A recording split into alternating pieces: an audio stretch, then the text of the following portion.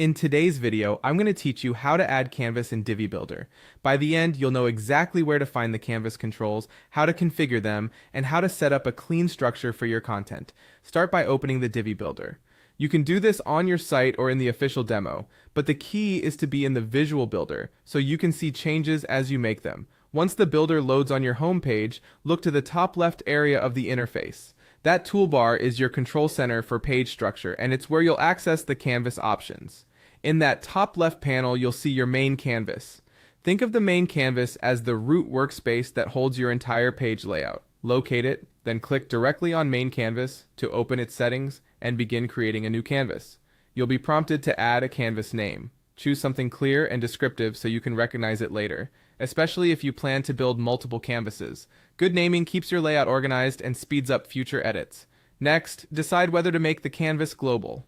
Turning on the global toggle means this canvas can be reused across multiple pages and will stay in sync everywhere it's used. That's perfect for headers, footers, promos, or any repeating section. If you only need this canvas on a single page, you can leave it off. Choose Append to Main Canvas to attach your new canvas to the primary layout rather than replacing anything.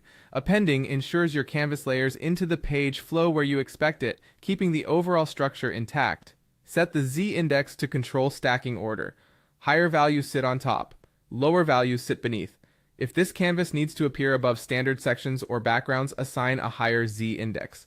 If it should remain behind overlays or sticky elements, go lower. This small adjustment avoids overlap issues and keeps interactive elements accessible. When everything looks good, click Add Canvas to create it. Divi will add your new canvas based on the options you selected. Next, add a column inside the canvas. Columns define the layout grid for your content. Start with a single column if you want a simple full-width block, or choose a multi-column structure if you're planning side-by-side modules.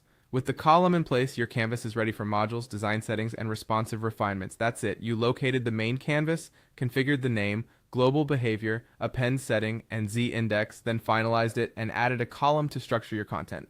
Now you're set to build confidently inside your new Divi canvas.